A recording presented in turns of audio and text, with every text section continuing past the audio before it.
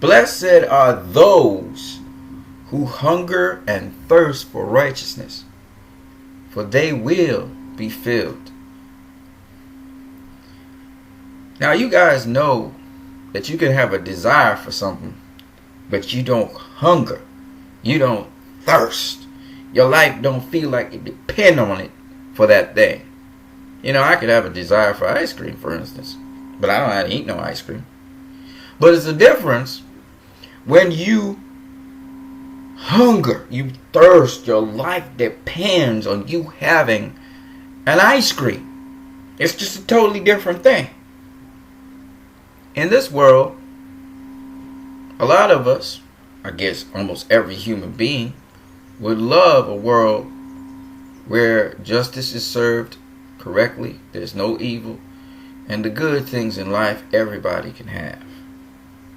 I think everybody would love a world like that. But there's a difference between you love a world like that and you hunger, you thirst, your life depends on it to see that world happen. It's just two different things. So this scripture is talking about that. It's talking about the people who that they're hungry, they thirst to see goodness everywhere, not just in their lives, but everywhere. They have no peace, no rest inside of them until they've been filled and realize that reality. And they live not to just change the world into what they think is good, but they live to show that goodness. Their existence is so that people could taste of what it is to be just, what it is to be fair, what it is to be good. They live for that reason. And I just wanted to share that with you guys. And it says, if you have that thirst to see that happen, not just in your life, but in everyone's life that you come in contact with, you will be filled.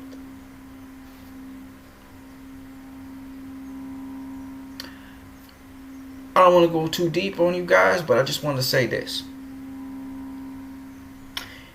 If you want to know who Jesus is, who he really is, just ask him. If you want Jesus as a part of your life, just ask him. It's that simple. And he'll take it from there. On that note, ladies and gentlemen, fight fans all around the world, let's talk some boxing. You know, boxing is one of those sports where people forget what you have done most of your career, and they remember what you most recently did. Marco Huck has become one of those victims. He was a hot name in cruiserweight, but now the brother, even though he has a track record of still being a very good fighter, is disappearing from the headlines. Most recently, Marco Huck lost yet another fight against another fighter from, this time a guy from Latvia named Maris Bredis. He beat Marco Huck by unanimous decision, and he made no excuses. Marco Huck is a true champion. He made no excuses. He said Bredis was simply better than him on that night. That's the mark of a true champion. But I want to give you an example of what I mean using Marco Huck by a dude who has accomplished quite a lot in his career, and yet y'all will shortchange this dude. He will not be in the media much. Dude was a Serbian, by the way, but he fought in Germany. Marco Huck has been a long reigning WBO cruiserweight champion. Long reigning. He first won the title against a gentleman known as Victor Emilio Ramirez back in 2009. His first shot at the cruiserweight title was an IBF cruiserweight title was against Steve Cunningham, who was an undefeated IBF cruiserweight champion, who knocked him out in the 12th round. In 2009, Marco Huck would go on to defend the Cruiserweight Championship, WBO version at least.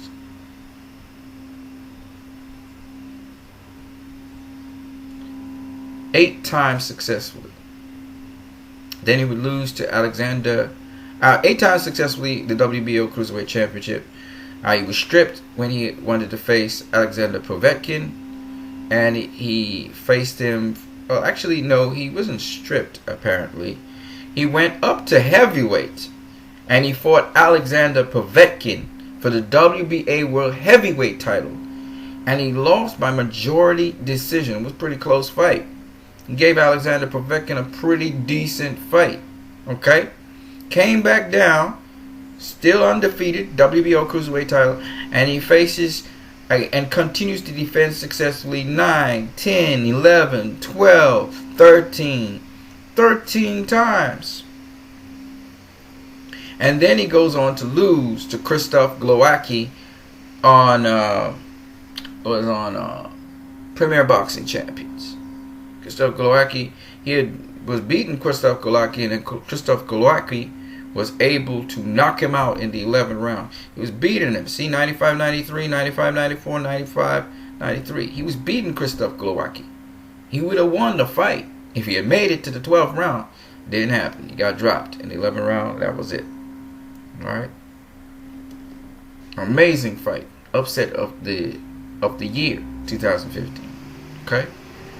Now after that, he goes on to get the IBO title, the minor world title. And then, just up to recently, he was trying to get another cruiserweight title, the WBC this time. And he lost to Maris Bredis. Dude got a good history. In fact, at one point in time, he was the #1 cruiserweight in the world, Marco Huck. Yep, nobody's talking about him now. They're talking about Usyk. That's what they're talking about. It's what it is. That's boxing. But he lost again, so he's going to be even more obscure in the public's eye. And it's not because he missed a step or anything. It's just because Marco Huck, he ain't the hot thing anymore. So on to the next one. When last you heard about a Serbian fighter? Think about this now. The dude is from Serbia. A Serbian fighter doing so well. We don't hear about that. But it is what it is. So I just wanted to share that with you guys. The next thing I'm going to share with you,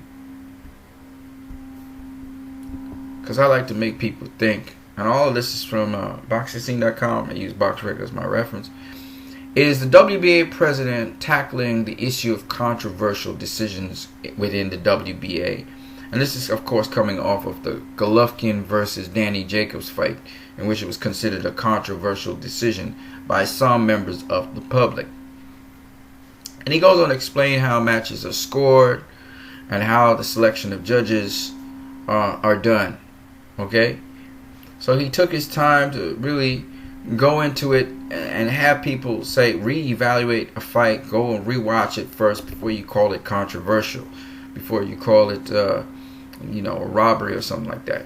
Now, they don't think of the fight, no one thinks of GGG versus Daniel Jacob. Well, there's some people who do, extreme people, who think that GGG versus Daniel Jacob was a robbery. Alrighty. I heard one of my favorite actually YouTube channels, Natty Turner, the boxing, Natty Turner, the Blackbird Sugar. He was saying that he thought it was a robbery. He thought Jacobs dominated, outboxed and outworked Gennady Golovkin. I really respect Natty Turner. I don't think it was a robbery. I honestly don't think it was a robbery. I looked at the fight. I looked at the amount of rounds that was going on. Do I think Gennady Golovkin won as many of those rounds as the judges gave him? They gave him basically 7 rounds to 5 and 6 rounds each. I can see it happening at being 6 rounds apiece. It would be hard for me to find a 7th round. I'll be honest with you. I just don't know what the judges were seeing. I don't understand how they got a 7th round. But I can always go to the scorecards and look at what they did, how they scored rounds, and then see if I could see it that way. That's what I'll do. And of course, Gennady Golovkin being the champion, the real champion, and being the one that sometimes you find yourself looking at because you want to see how he's responding. I could probably see how judges could do that if they were keeping their eyes on Golovkin. But you could hear the crowd wasn't into it. That told you Danny Jacobs was taking that initiative, that momentum away from Gennady Golovkin from round 6. Okay, so that's just one of the main things I can tell you. I can tell you so much more about why I thought Danny Jacobs won this fight. It was either 7-5, 8-4, but I thought Danny Jacobs won it. Now that's my opinion, but I can make my case, and I can make it really, really, really, really well. And I think a lot of people would agree with me on that. But there's also a lot of people who would agree. They thought Gennady Golovkin took it. Okay, I don't think Gennady Golovkin finished this fight strong. I don't think Gennady Golovkin did much after the 5th round. The 6th round and onwards, he didn't do much at all. And I don't think that Gennady Golovkin, like so many people were saying, his jab was that effective after the 6th round against Danny Jacobs. He caught him with the jab a couple times. Even in the 12th round, he caught him with the jab a couple times. But to say that he really was effective with that jab, remember, Gennady Golovkin gives you a power jab. He gives you a shotgun jab, okay? He hits you with the shotgun jab, and you within range. He's not only going to push you back, he's going to daze you, and then he can catch you with the upcut, and he can do his body shots. He wasn't doing that. He was not able to do that against Danny Jacobs. And Danny Jacobs was just 5 pounds heavier than him. So it wasn't that Danny Jacobs could take his punches. It's that Danny Jacobs kept on staying outside of the effective range that Gennady Golovkin had. And because Gennady Golovkin does not attack you at an angle, he comes in straight. He comes in straight. That's why Floyd Mayweather say no special effects. He comes in straight. He don't attack you off an angle. Danny Jacobs be attacking Gennady Golovkin off an angle and hitting him with the left hook. Gennady Golovkin comes straight in at you. No special effects. He comes straight in on you. So you can always pivot off an angle, get away from him, snap back, pull back a little bit off an angle. That's what Danny Jacobs was basically doing. That's why he could have boxed the crap out of Gennady Golovkin. Straight up and down fight, right? Anyway, I just wanted to say to you guys that, it's still, in my opinion, not a robbery. That's my point. It was close enough that you could call the fight for Gennady Golovkin, especially if you call it 6-6 and you count the knockdown. You could call it for Gennady Golovkin. I could see that, right? I could see it, But you could also call it for Danny Jacobs, and that's what makes the fight so kind of controversial, because a lot of people thought Jacobs beat Golovkin, and I thought he did. Yeah, I thought he did enough to beat him. But was it? It was pretty clear, but was it a comprehensive win? No, it wasn't a comprehensive win. It wasn't Danny Jacobs beating Golovkin from round 1 all the way to round 12, or beating him for 9 at least of the 12 rounds. It wasn't nothing like that. I can guarantee you, I can agree with everybody. It wasn't no 9-3. It wasn't no 10-2. It wasn't no 11-1. It wasn't a 12-0 kind of fight by Danny Jacobs. He didn't shut out Golovkin. Okay? Had he not gotten knocked down, this would have been a different story. It would still be a close fight. It may have been a draw. It may have been a much more comprehensive Danny Jacobs win. You can say 8-4 for Danny Jacobs. He got knocked down. And that makes a big difference. A knockdown makes a big difference in a fight. Unless you can knock your opponent down, you give that opponent, no matter if it's a flash knockdown, you give that opponent that edge on you so that people always remember the knockdown. That's why even the fight with Sergey Kovalev versus Andre Ward, people still arguing that Kovalev won that fight because he knocked down Andre Ward. It was a flash knockdown, but he knocked him down. So people see that knockdown and they're like, oh, especially a casual fan. They'll be like, oh, he knocked him down though. You know what I mean? So I understand why Andre Ward is rematching Sergey Kovalev now to clear the air on that.